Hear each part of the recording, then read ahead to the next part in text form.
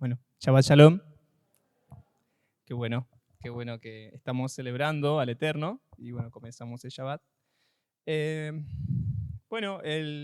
Haftará está en el libro de Abdías, el profeta Abdías 1, es el único capítulo que hay. ¿A quién le gusta comenzar algo y terminarlo ahí? O sea, no sé si en el momento, pero ¿a quién le gusta comenzar algo y terminarlo? ¿Quién tiene? Está buenísimo, ¿no? Bueno. Este lo que vamos a leer es un libro completo de la Escritura. Es el libro del profeta Abdías, así que bueno, es una alegría saber que vamos a leer un libro completo, ¿no? A mí me da alegría cuando agarro un libro de la Escritura y lo termino y digo, ¡ah, qué lindo! Lo terminé. Así que bueno, comparto esa alegría para los que lo van a leer, que sientan la misma alegría. Abdías, ¿sí? El profeta Abdías. Bien, comienzo la lectura. Todavía están buscando.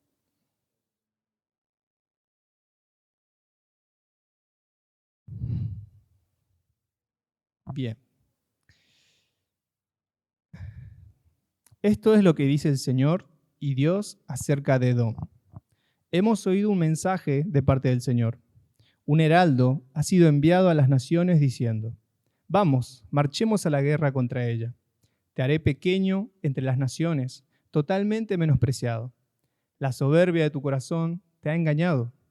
Como habitas en las hendiduras de las rocas, en la altura de tu morada, te engañas a ti mismo, diciendo, ¿quién podrá arrojarme a tierra? Aunque vueles a lo alto como águila y tu nido esté puesto en las estrellas, desde allí te haré caer, afirma el Señor. Si vinieran a ti ladrones o saqueadores nocturnos, ¿no robarían solo lo que crean suficiente? Pero a ti te espera gran destrucción. Si vinieran a ti los vendimiadores, ¿no dejarían algunas uvas? Pero a ti, Esaú, te saquearán. Te despojarán de tus tesoros más escondidos. Hasta la frontera te expulsarán, tus propios aliados. Te engañarán y dominarán tus propios amigos. Los que se sientan a tu mesa te pondrán una trampa. Es que Edom no tiene entendimiento. ¿Acaso no destruiré yo en aquel día a los sabios de Edom, a la inteligencia del monte de Esaú? Afirma el Señor. Ciudad de Temán, tus guerreros temblarán de miedo, de que todo hombre sea exterminado del monte de Esaú por la masacre. Por la violencia hecha contra tu hermano, Jacob, te cubrirá la vergüenza y serás exterminado para siempre. En el día que te mantuviste al margen, en el día que extranjeros se llevaron sus riquezas, cuando extraños entraron por su puerta y sobre Jerusalén echaron suerte. Tú eras como uno de ellos. No debiste reírte de tu hermano en su mal día, en el día de su desgracia. No debiste alegrarte a costa del pueblo de Judá en el día de su ruina. No debiste hablar con arrogancia en el día de su angustia. No debiste entrar por la puerta de mi pueblo en el día de su calamidad. No debiste disfrutar con su desgracia en el día de su calamidad. No debiste echar mano a sus riquezas en el día de su calamidad. No debiste aguardar en los cruces no debiste aguardar en los cruces de caminos para matar a los que huían.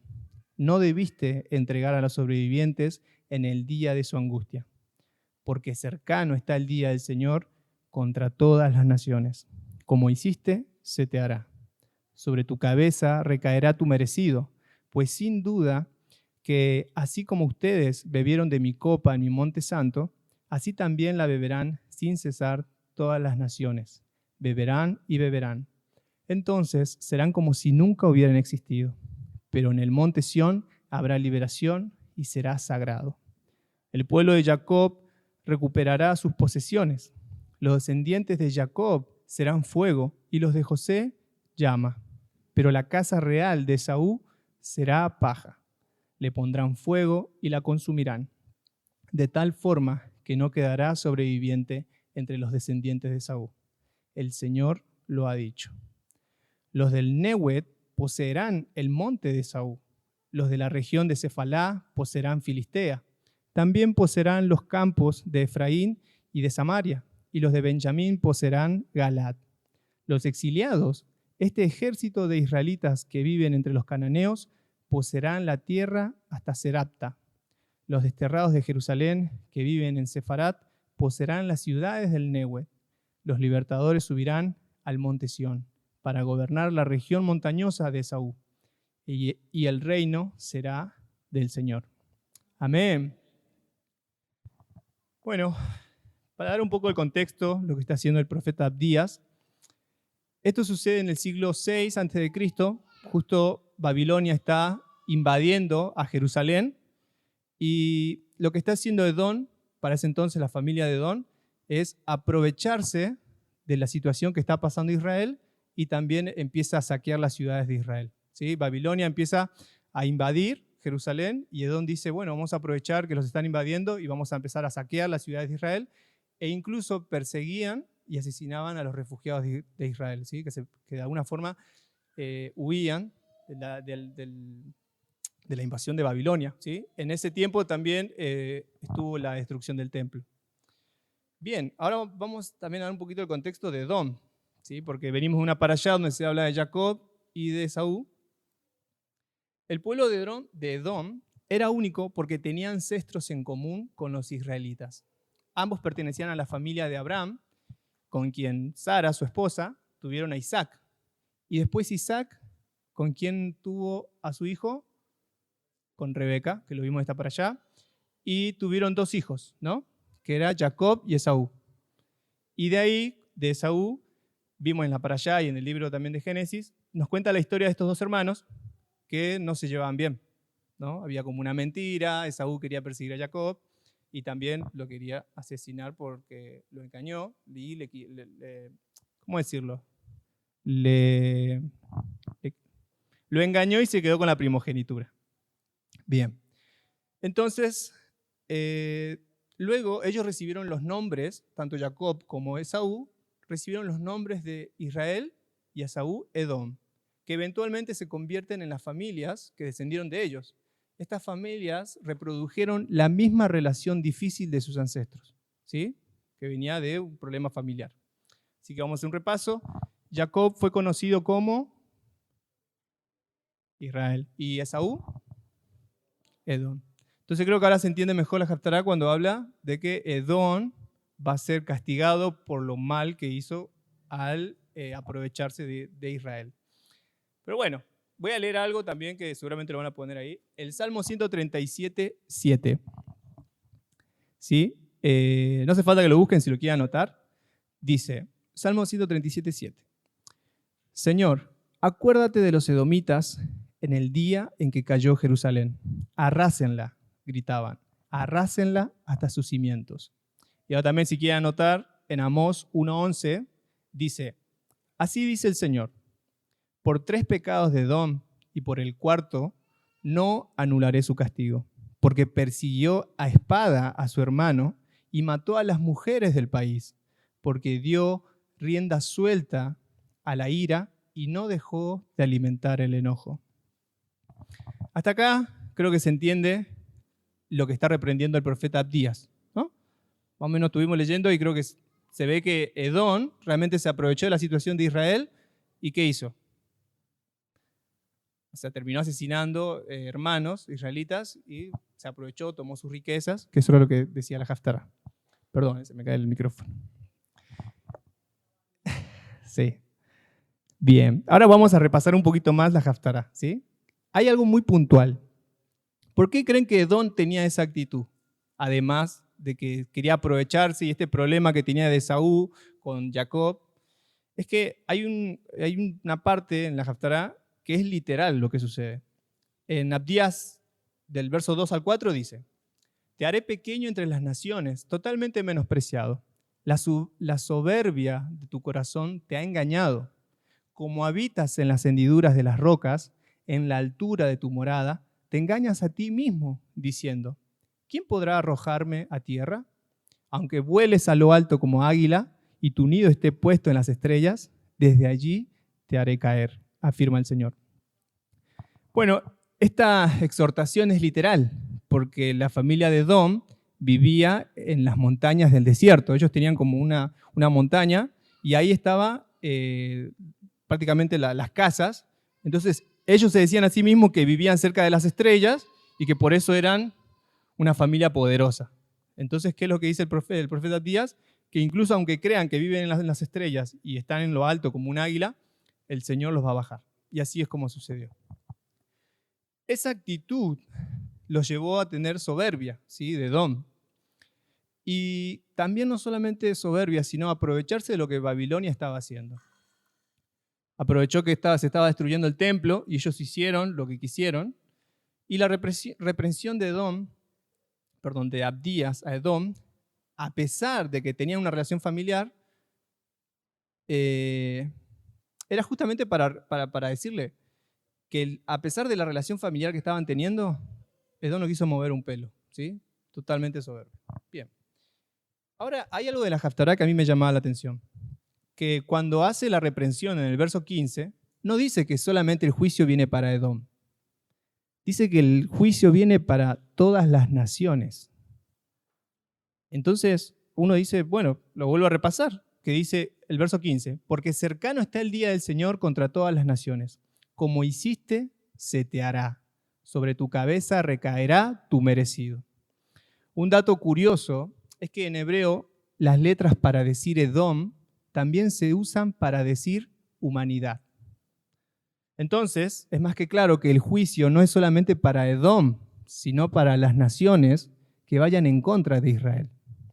Y acá es donde uno termina preguntándose, ¿no? Si a veces toma actitud de Edom, de perseguir a Israel, de alguna forma querer aprovecharse de Israel, de aquel que lucha con los principios de Dios, o directamente se busca convertirse a Israel.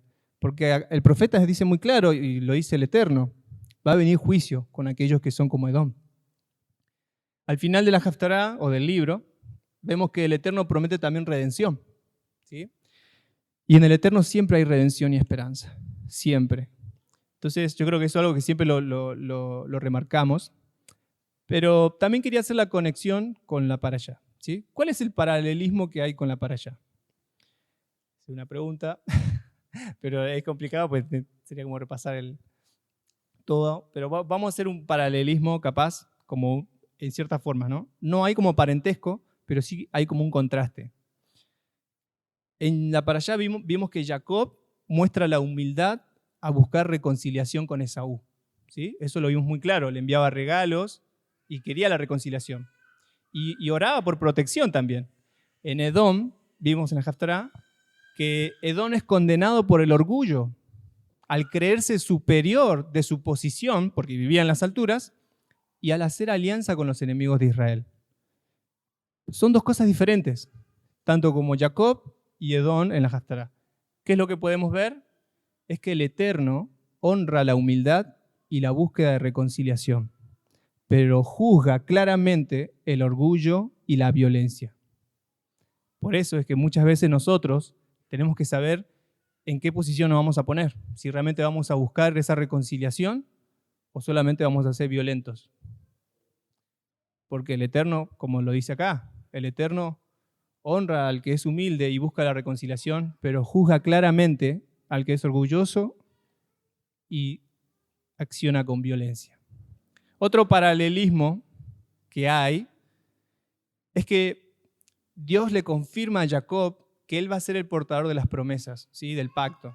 ¿Y qué es lo que hace en esta parashá? Le cambia el nombre, ¿sí? Le termina cambiando el nombre, lo leímos en la parashá, y en la Haftará encontramos que Abdías, a pesar de la oposición de Edom, Dios asegura que su propósito con Israel va a continuar, pretendiendo que su reino se restaure en este mundo. Y lo dice al final de la Haftará, que lo volvemos a leer porque es algo muy, muy bueno. El 21 dice, los libertadores subirán al monte Sión para gobernar la región montañosa de Esaú. Entonces creo que acá el Eterno nos está haciendo también ver, después de este paralelismo, ¿qué es lo que podemos aprender? Algo claro, los planes del Eterno no se pueden frustrar, ¿sí? Los planes del Eterno no se pueden frustrar y Él siempre cumple sus promesas a los que le son fieles. Ahora, entendiendo que Edom sufrirá las consecuencias de sus actos por perseguir y violentar a Israel, ¿alguien fue perseguido por ser Israel? ¿Alguien de alguna forma, cuando tuvo sí, vamos a decirlo como cuando caminó como Israel, ¿tuvo un Edom que lo persiguió también? Sí, yo creo que sí. Cuando a veces decís en tu trabajo que querés guardar Shabbat, que hay días que no querés salir a comprar o no querés hacer una fiesta y te empiezan a insultar o de alguna forma te empiezan a marginar, ¿viste? Te empiezan a poner a un lado. Sí, por supuesto. Y yo también. En el trabajo también, en la escuela también, me acuerdo que me pasaba, que me decían pastorcito, otras cosas más. Y vos decís, bueno, en algún momento, yo no me enojaba, sino que le decía, un día le va a tocar, le decía al profe, un día le va a tocar. Y yo me sentía claramente con la identidad de hijo de Dios. Y el profe me decía, ¿cómo anda el pastorcito Vladimir en el comedor? Me acuerdo. Yo me sentaba a comer, el profesor sentaba al lado mío. ¿Cómo anda el pastorcito? Yo digo, algún día le va a tocar, profe, le va a tocar. Y, y no es que le deseo el mal, sino que un día realmente me gustaría verlo entrar por la puerta y que él diga que quiere conocer al Dios vivo.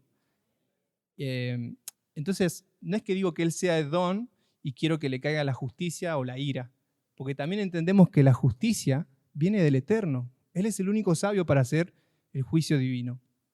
¿Sí? Entonces, recordemos que Dios es quien hace justicia.